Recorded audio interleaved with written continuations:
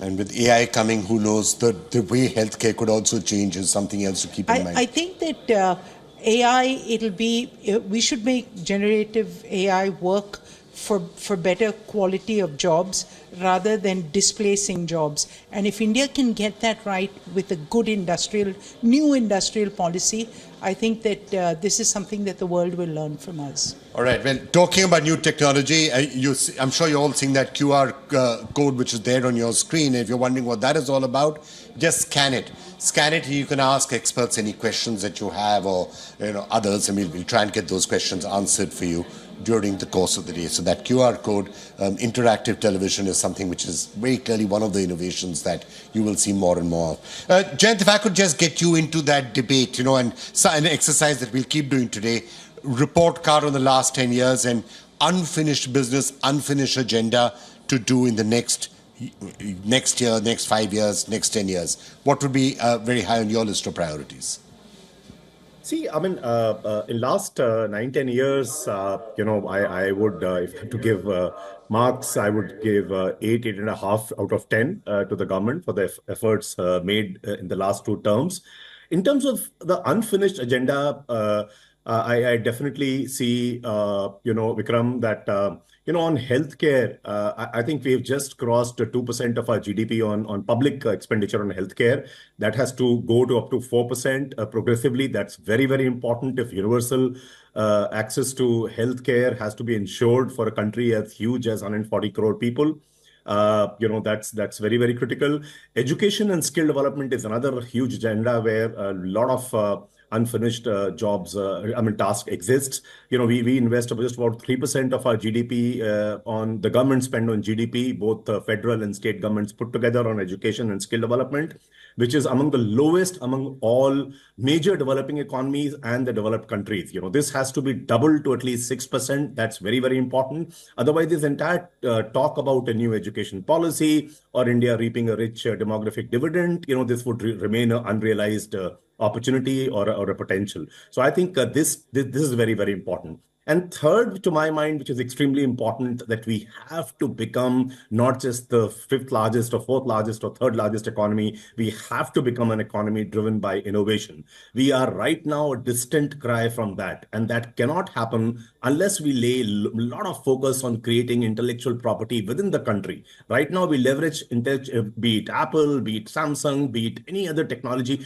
any other manufacturing that you look at, most of it, if not all, we leverage IP developed elsewhere, and therefore the true economic value add that accrues to a nation, it really happens not just by owning manufacturing. For example, I'll give you China's example. China manufactures, more Apple iPhones than what US does. But for every one iPhone manufactured in China, the economic value add that happens in China is just about $10 per phone. And for every iPhone manufactured in China, the economic value added happening in US is anywhere between $30 to $60, depending upon which model is there.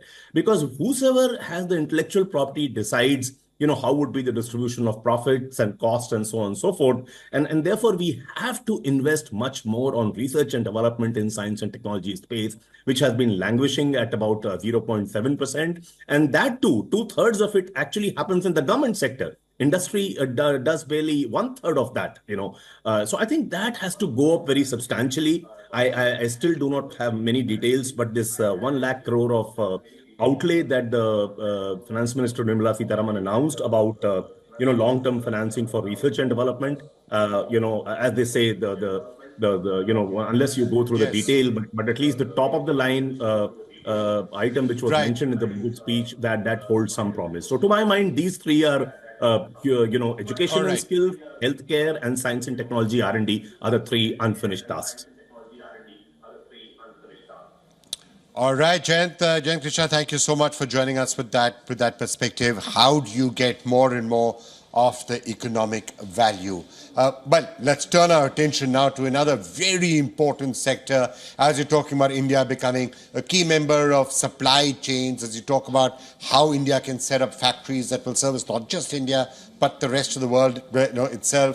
A lot of this, of course, happening in South. So who better to talk to than Kamal Bali, who's, of course, President and Managing Director at Volvo, but also chairman of CIA for the southern region, which is where a lot of this is actually unfolding. Let me talk to you about auto specifically first, and then I'll come to some of the broader questions. A lot of what Jayant was saying is actually playing itself out in auto. India is now getting all of these factories. People are coming in and developing it. There's talk about how can you build them, and also not build them just for India, but also for the rest of the world. If you had to take stock of the last 10 years and look at the agenda for the next 5, what would that be? I think, first of all, thank you very much, Vikram, for having me on this channel. I think the last 10 years have been very, I would say, productive for India. We have set a course which will define the future years very, very clearly.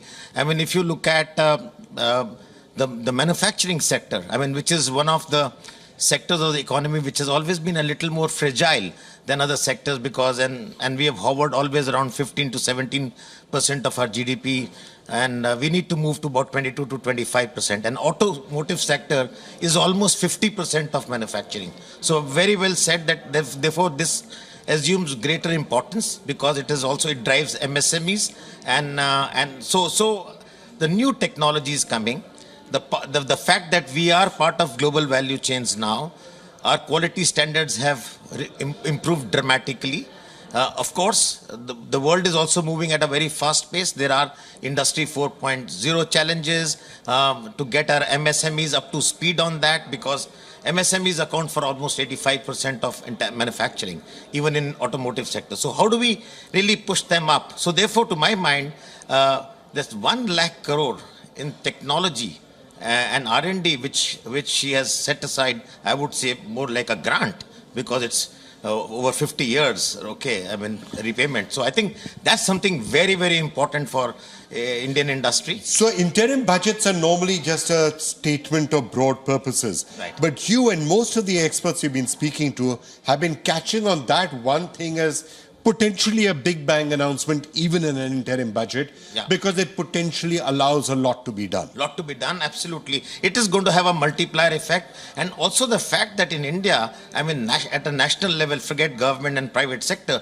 we spend just about 0.6 or 0.7 on R&D and on research. And with all the sunrise sectors of the economy now in play for the world, we need to invest money in R&D. And I guess we should reach about 4% of our GDP by 2030, 35 or something, at least 2.5% in the next 5 to 6 years. So this, to my mind, will spur more attention, more drive to people and youngsters coming into these sectors and experimenting, trying, failing quickly, no problem. But I think it will set in a new mindset and culture of innovation and investing in technology. Let me just get Jayant in for one more take on that. Jayant, you've also been talking about that 1 lakh crore rupee. Okay, I'm just going to come back to him in a couple of minutes and get his reaction on that. Moving on then to manufacturing, because as you rightly said, what India does in some of these areas, electronics, mobile phones, obviously there's been some chatter around that, but specifically the auto sectors where we've really tested it. There has been some experience. Some companies have come, Japanese companies, Korean companies, Volvo's out here. How has that experience been? Anything that you would have been looking for in the interim budget? Perhaps not. But some policy announcements or just continued directional announcements on what you think need to be done? I think if India has to become an automotive manufacturing center for the world. So I think a few things have happened, even though it was an interim budget. I think the direction was very, very clear. She is investing a lot in infrastructure development, which is very important for the automotive or the connectivity sector. So which means that another 10-11% going more into capex at about 11 lakh crore. I think it's a very, very handsome and good budget. So I think that will help a lot. Then, of course, there are offline, the government has started something called hydrogen mission, where there is an ambition to become the largest manufacturer of hydrogen in the world. And this new energy transition which is going to happen, it's not going to be all electric, by the way. So electric is going to be a very major part, but there are going to be alternate non-fossil fuels like hydrogen. hydrogen fuel cells and hydrogen as a fuel. So I think a huge amount of attention is being developed, being given there as well, which we've not talked in the budget today.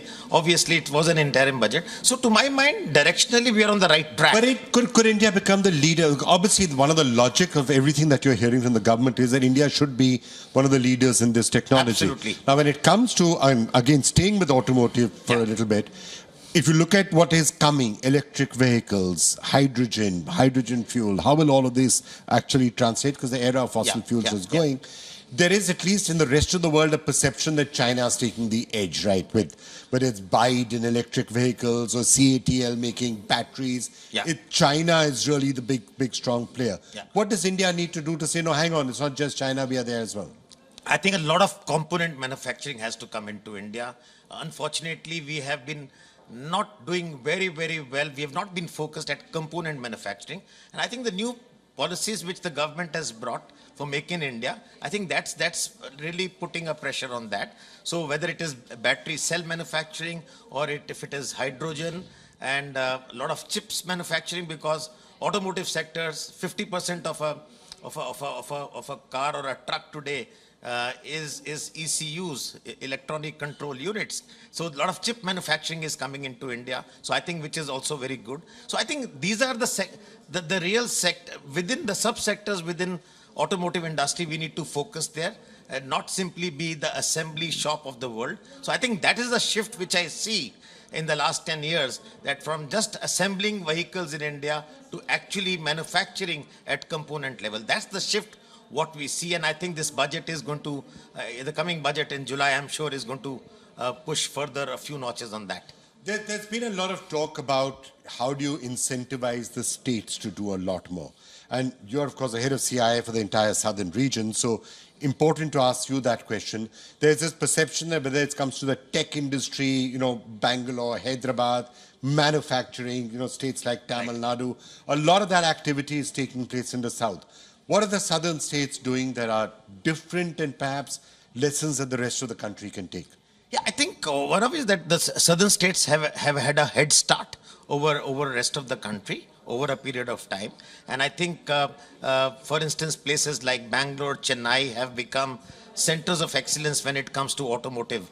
In addition to Pune, Chennai today is a very, very big center of excellence when it comes to manufacturing. So I think there has been I would say the skill levels have been pretty high in these states. Second, the support from the government and ease of doing business has also been on a very good note. So I think these are some of the factors which have actually given that advantage to southern states. And then, of course, today every state is bringing in a EV or a non-fossil fuel policy. So I think that's, of course, now a common factor today, I would say. In addition to the central government subsidies like PLI and others, so state governments are also offering support, whether it is for setting up a facility, whether it is for giving you support for the initial few years, subsidy on capital expenditure. So I think this is something which is happening in the right way. But Vikram, to say, but this doesn't mean that we are all done and dusted. There is a long, long way to go. Our MSMEs need a lot of support, and that will continue. That's not a thing yet ticked off completely. Then they need support with Industry 4.0 happening, connected solutions coming in. So we will have to really take them so that they can actually be part of the global value chain, which you have been talking about very correctly. So I think that is the journey while we may have some very good anchor companies like a Volvo, Toyota or someone, but I think end of the day, you also need the complete value chain within India to develop.